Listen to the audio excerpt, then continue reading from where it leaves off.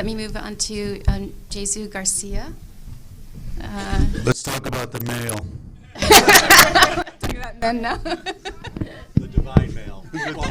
Let's talk about the divine male. Yeah, why do you keep putting all that violence in film?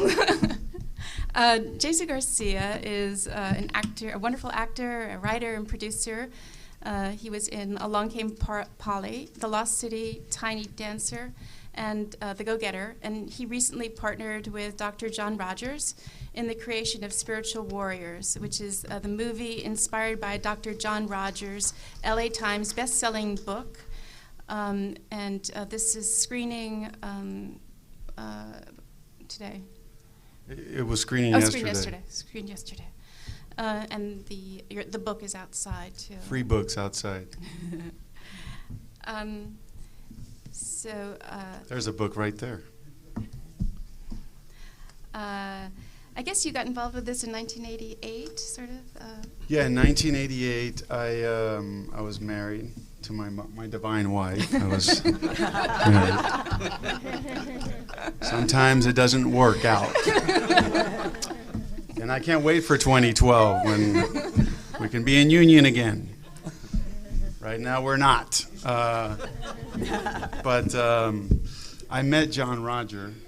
Actually, it all works out, you know. I think divorce and not coming together plays a perfect path. At the time, you're bitching about it and I hate it, you know, I'll never be in love again, but it was perfect. She was to go her path, I was to go my way. I met John Roger, and I definitely felt a connection that just like you connect with people or your teachers or your mentors, that's the guy or that's the woman, and you follow the path and you learn. I just knew it. It wasn't anything that I didn't already know, I was just reminded of.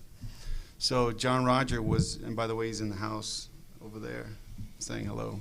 Hello, JR. That's his nickname. Not to confuse it with Dallas. But he did these pilgrimage trips to Egypt and Israel, and we kind of took the path of the Old Testament into the New Testament into Jerusalem. There's nothing more beautiful than to cruise the Nile, go through the Sinai, and enter the Promised Land on a bus. And then, you know, kind of in your mind, pretend that all these great prophets and teachers, they walked that path. And you know, JR is not necessarily religious, but more spiritual. So there was, he introduced a lot of other studies along the trip, and one were Initiation on the Nile. I don't know who wrote that, but it's a great book. Also, Siddhartha, Herman Hesse, great book. And those impressions stayed in my mind. I did 6 trips. JR did 12. And even during we were there when Saddam took over Kuwait the first time, and it was exhilarating. There are some good things to say about war, and that is that people come together. And I don't know what the experience, I don't know if we can live without war. I think somehow it's in us. And I do love Apocalypto. I think it's a great film. I think Mel is a visionary. I think he's breaking. When he did Passion of the Christ, I don't agree with his writings, but he does movies that, you know, offer a dead language, subtitles, which kills most of your audience. He gets Foreign Film Awards as a result. He does. Well, no, I guess he didn't, but he gets put up for Foreign Film Awards. And he's pretty. No. Yeah, he was. He'll never get an award. Yeah, but he's Iwo Jima's in Japanese, and the Gospel that's in Aramaic. That's right. Yeah. I think the way to do it is to make your spiritual film in a foreign language. Exactly. Also, to answer your question, Celeste was talking about the percentage of women in the Writers Guild. Let me just get to that topic real quick. I'm just a raw filmmaker. You don't need the Writers Guild or the DGA or the SAG to give you any kind of, like, you are a good person, come join us and let's write. Well, that's how you get the huge, $50 million, $100 million budgets, and those films go out all over the world. Yeah, but let me digress here a little bit. Even George Lucas is saying that the future films are not going to be more, they're not going to exceed more than a $15 million budget, okay? So what's happening is because of the finances and the big corporate people, there is no, today's world of a $100 million movie isn't happening anymore. $70 million movies ain't happening anymore unless you're Tom Cruise or Brad Pitt. You can make your movie for $500,000 and you can do it non-union and no Teamsters. Any Teamsters here? I don't want to die. But when you have these huge budgets, you know, Mel Gibson, he made $380 million the first year for his film. Yeah, but let me get back to Mel Gibson. I worked with him. He was an actor that made millions, created his own company, which I hope that all of you do, and then he puts his own money into it. He didn't get any studio backing for any of these last 3 films that he did. It's his movies. He puts $27 million into The Christ. He throws it away, gambles, and he wins. He makes $600 million on The Christ, and then throws another $30 million on Apocalypto. I hope that happens to you guys where you can finance your own movies. But it starts, you know, with a $500,000 movie. It starts with the idea of this is empowering women. Write the damn script. Yes, when you're not in the union and you sit and you work for 2 years on your script and you're not being paid. But if you're in the union, someone will hire you, so you'll get, you know, upfront money to write a treatment, upfront money to write the script, so you don't have to worry about money coming in. You know, so there's a huge difference between being in the union and not. We're going to fight this out. Union wages, you know, the union out there, they're all protesting. But they want to make more than $9.50 an hour. Correct. I give you that, but sometimes life doesn't come to you in a box like that, and so you're going to get discouraged thinking it's going to come that way, and it's not. It's going to come the way you make it. You create your own path, and you break that box. That's what I'm saying. I love you, Celeste, but I know this. I know this because I did. Filmmakers out there who I are agree. living on nothing. I agree with you. You know, no food in the refrigerator to make their films. That's a hard life. But I've been 20 years in this business, and I tried to do the union thing. I'm in 3 unions. It doesn't mean anything. You're in the unions. Thanks a lot. No, but I'm not in the DGA, and I made a film, and I'm not in the Writers Guild, and JR and I wrote a script, and we are not in the Writers script, and we made, you know, under $10 million movie. It's getting private people. Actually, some of my buddies go after plastic surgeon doctors that make tons of money on breasts. This is where you get the divine feminine back. You go hit up some plastic surgery doctors. You accumulate 50 grand, get 10 doctors to give you 50 grand, and you have a movie. Is that an uplifting experience? Yes.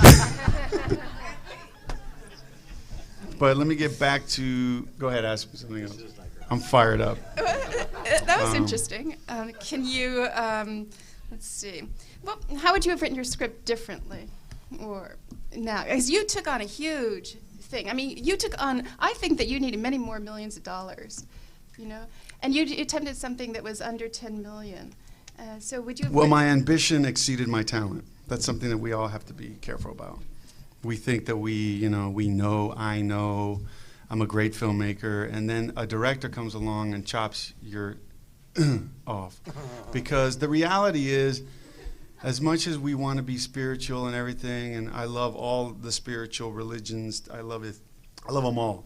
But when you're dealing with movies and you're going to make a movie, you got to deal with, are you going to bore your audience, making your like, you get off on yourself. I love to hear myself speak, but do you love me speaking for 2 hours? No. So we cut it down to 80 minutes, 99 Everybody's minutes. still here. I'm just saying, films are very carefully. The key to your film and your books, very different to translate you want to make your film, is you have to make a story. You have to shoot what you write. And what you shoot and what you edit are 3 different things, okay? So what you dream about writing will never be what you shoot and will never be what you edit, because it's different. You're in the editing room, it's 2 years later, and you're going, I feel different about that. Look at you, it took you 6 years to do the Dalai Lama? No, 3 films. 3 films. Well, I'm impressed. But it's, you know, I look at you and I see the war stories in your eyes, even though you don't want to say it. It's okay. Mano a mano, I understand. But it's a war making a film. It's a divine a mano a mano. So I just encourage all of you not to be boxed in by the path of another successful filmmaker. You make your own. And YouTube is an excellent way to make a movie, by the way. You can make a 2-minute movie and get 1 million hits. You'll get the money. You got a nice deal. That's right. So your films, I don't think people here know the exact story of your film, but can you talk about why you decided to incorporate past lives, intercutting the film with your past lives? Well, and briefly, first start out with a couple of sentences describing your film. Yeah, I'm terrible. Spiritual Warriors is really it has a lot of the teachings of John Rogers' book, the #1 LA Times bestseller, but it has a lot of my experiences with him as a master and a teacher. And most of my teachings with John Roger were, we'd go on these trips and I would have deja vu dreams. I love dreams, and I would write them down. I have 12 years. I didn't have my hand up for 12 years like them guys, but I have 12 years of journal writing and dreams. And when I was married to my wife, I had, no. Actually, yeah. But I had a lot of lifetimes with her, and I understood why I hate her and I love her and I want to kill her. And then I realized that she was my mother, and it's all in there that we were, for many eons, we were together, and we were coming together to this one to, do that and give her everything I can to pay her back for whatever I did to her. It's all this thing that we work out, and it's being worked out now, of many times.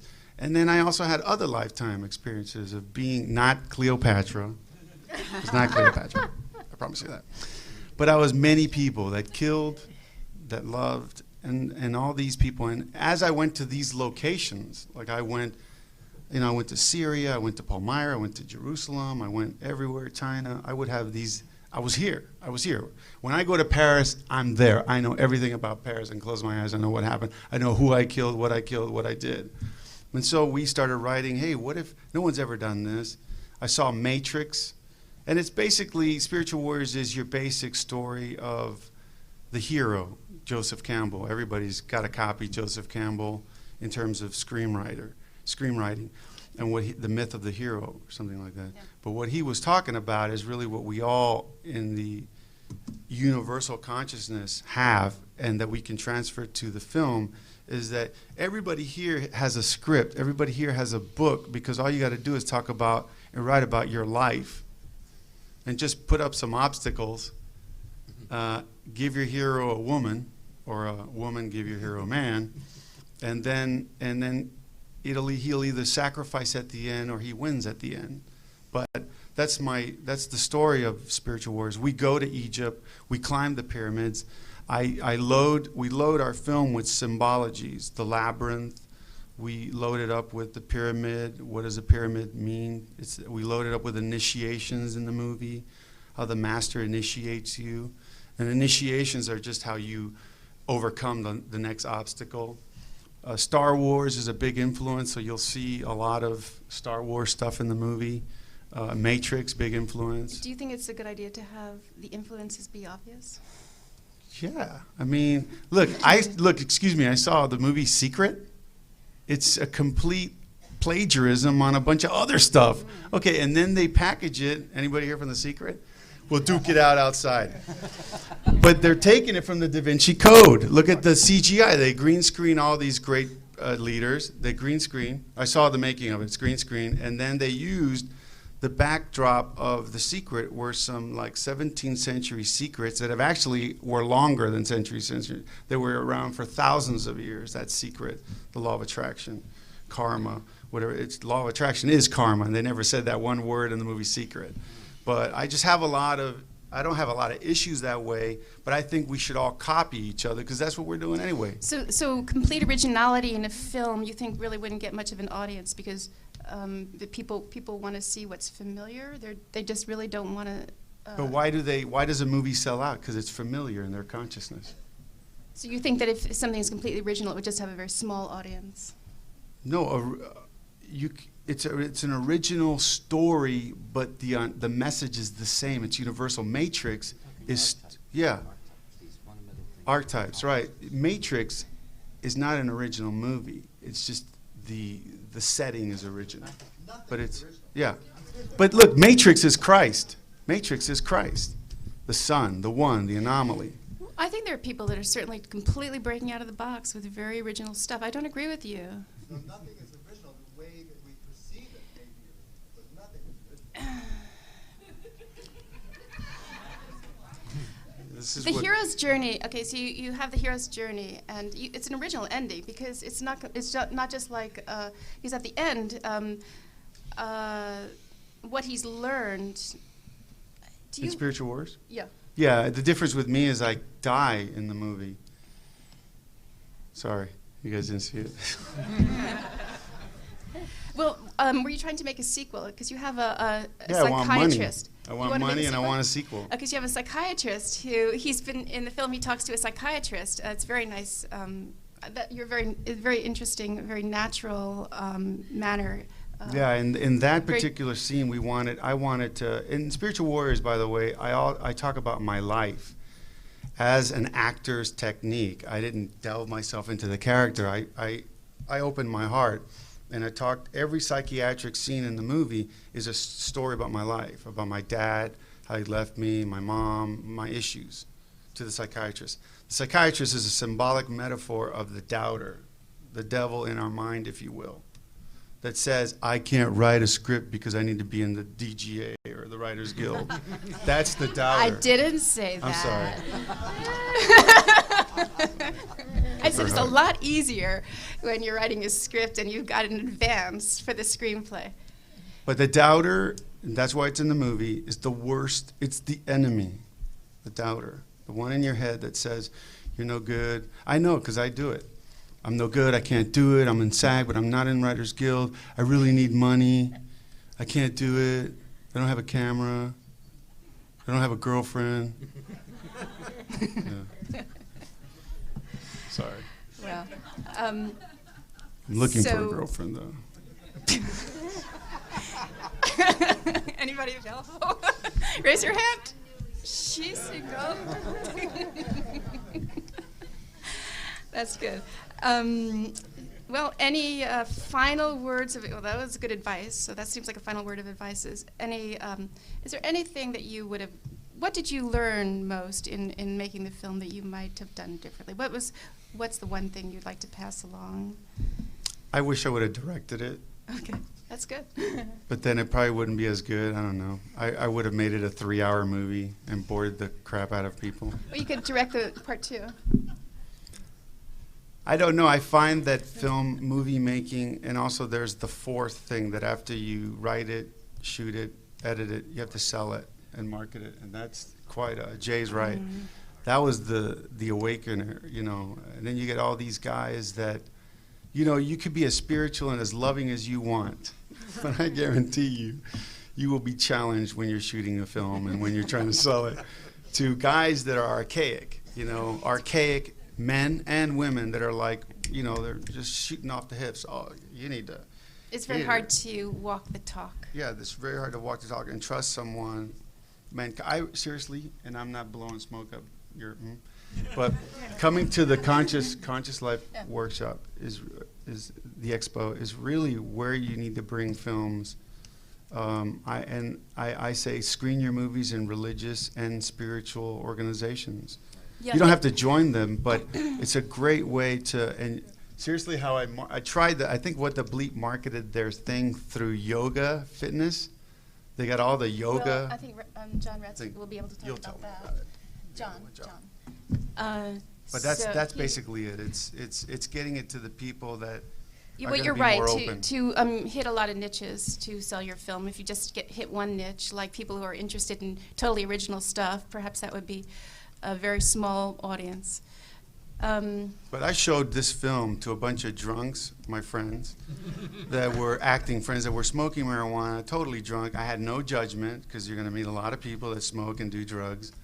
And I showed the film, and they were totally blown away, and it was like off the wall Pink Floyd. And so you're going to get those people that are going to love your movie. Well, So it's great. Jsu made this whole film without being in a union, a whole feature film. It's a huge undertaking, and it's a film that was made under 10 million, and there was 300 special effects. 370. An awful lot, and so that's quite an incredible accomplishment. So thank you, Jsu.